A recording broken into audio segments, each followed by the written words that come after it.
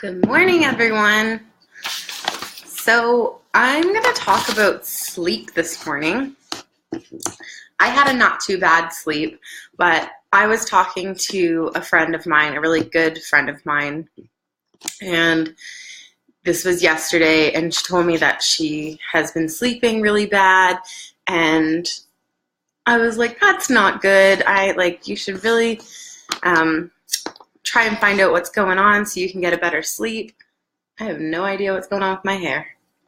Okay, anyway, so I was like, I'm going to do a live about a good night's sleep and why it's so important.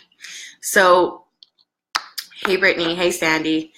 So I went online, I did some research, and I found some information that, of course, I already knew, but I also found some really interesting information that I didn't know. So first I'm going to go over 10 reasons why a good sleep is super important. And so it starts with poor sleep can have effect on weight gain, which I knew that before. That wasn't news to me. I've heard that before. I've read that before. So I've definitely heard that, definitely believe that. It has to do with lack of motivation and, hey, Courtney and Mike. Has to do with lack of motivation and involving your hormones. Hi, Caroline. Hey, Courtney. So the next thing was good sleepers tend to eat fewer calories.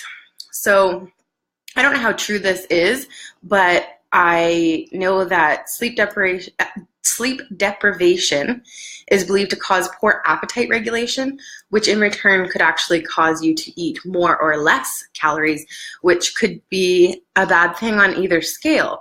So if you're not eating enough or if you're eating too much, those could be one side or the other that could be causing issues in your life. So the next one was good sleep can improve concentration and productivity, which I knew that, and I think most people do know that. I think that it's pretty common knowledge that if you get a crappy sleep at night, you're going to feel drowsy and not be as productive and maybe not as attentive as you normally would be if you had a good sleep. So the next one was good sleep can maximize athletic performance, which I think that is kind of like common knowledge as well. It's kind of the same as improving your concentration and productivity, but it can also help with speed, accuracy, reaction times, and mental well-being. So mental well-being is a good one too, which I think I touch on that here in a minute. The next one is poor sleepers have a greater risk of heart disease and stroke. I didn't know that. I was unaware that that was a thing. That's kind of scary because I used to be a really bad sleeper. I used to be up all hours of the night and would end up only a couple hours of sleep. So that's kind of scary. Sleep can affect glucose metabolism and type 2 diabetes risk. I didn't know that either. That's also really scary. Because again, I was someone who didn't sleep a whole lot. I've been back into it recently where I've been sleeping a good solid 8 hours at night. But I literally, that just started happening when I got back into Beachbody, guys. So that's like a month ago. So that's kind of scary. Poor sleep is linked to depression.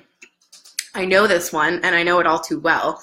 I was going through a pretty heavy depression a few months back, and I did get some help, and luckily, and I do know that sleep was closely related with that. I do know that I felt better if I was able to get to sleep, but it's kind of one of those vicious circles.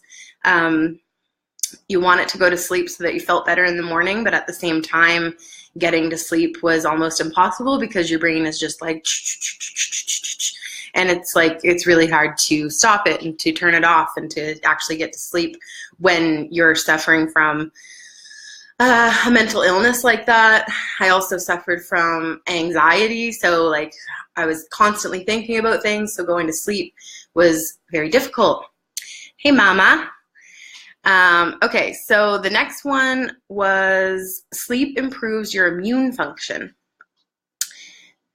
So it improves your immune function. So like getting sick, I guess, more frequently would be related to not getting enough sleep, which I think that that's true too. The next one is poor sleep is linked to increased inflammation. Okay, so I have what's called gout in my right. Oh my goodness, do you hear my cat? Sorry, guys. Okay, I have what's called gout in my right foot, and it inflames, and what is it? Uric acid builds up in your joints, and it causes inflammation. I haven't had a really big inflammation lately, luckily, because I'm eating right and I'm exercising properly and I'm sleeping properly, but I can see where sleep would definitely cause problems with that. So number 10 is sleep affects emotions and social interactions. I think that that's true, and I think that we all know that. It goes back to like having the concentration and the focus, and I think there's maybe a link between irritability. So I think that people tend to feel more open to socializing when they've had a good night's sleep. So these are just some things that good sleep affects, either in a positive or a negative manner. And you guys hear me talking about fitness and nutrition all the time, but the reality is, guys, is that fitness and nutrition is just one pillar of health.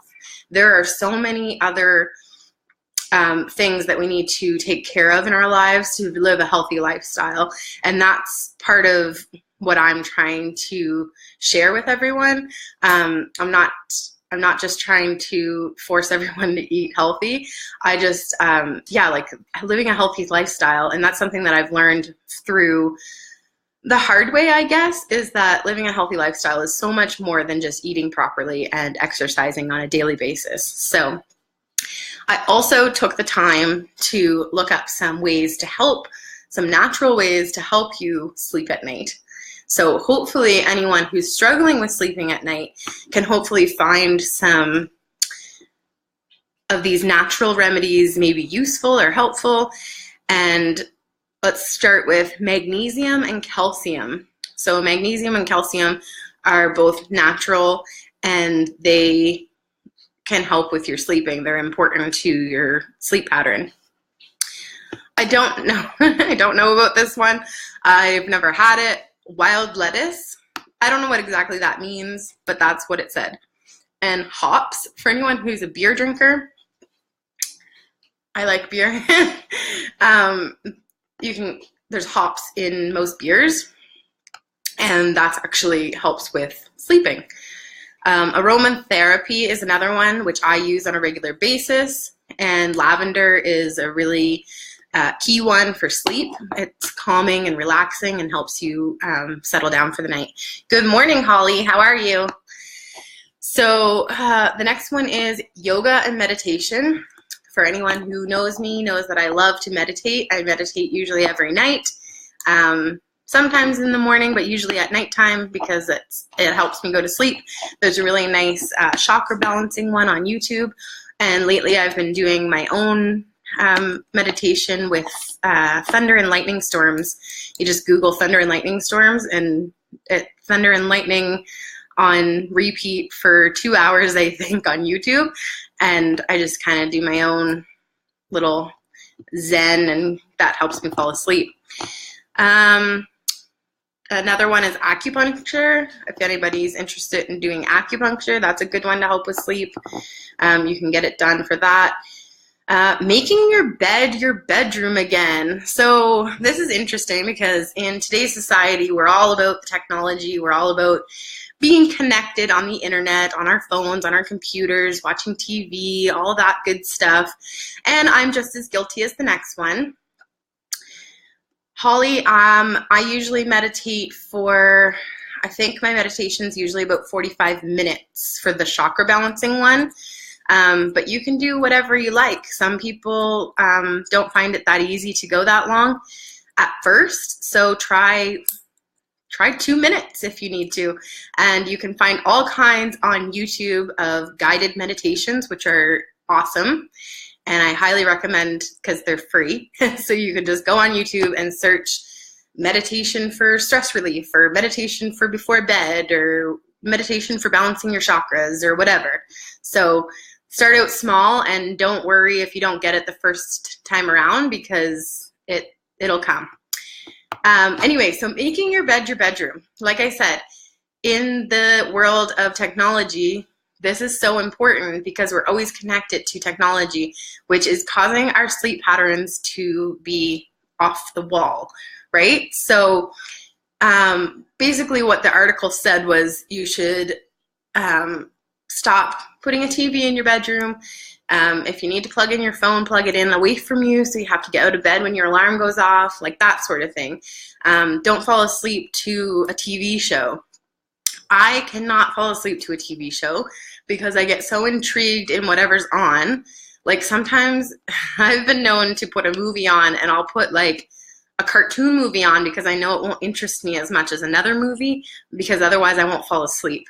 So that's when I switched to meditation, because the meditation is actually guiding me to sleep. So the other thing is sticking to a schedule, ritual, routine, and maybe even starting a diary. So maybe 10 minutes before you go to bed, you start like writing your diary or whatever. Exercise, of course.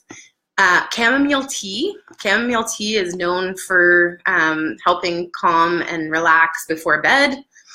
And white noise, like a fan or calm meditation music, like I was saying, the thunder and lightning, that's my favorite.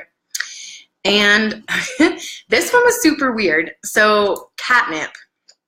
Super, super weird. I had no idea that humans could do catnip or have catnip. I don't know what the word is there. But apparently you take 1 to 2 teaspoons and 8 ounces of hot water, honey optional for flavor if you'd like, and you drink it 30 minutes before bed. So it's like catnip tea, guys. I don't know.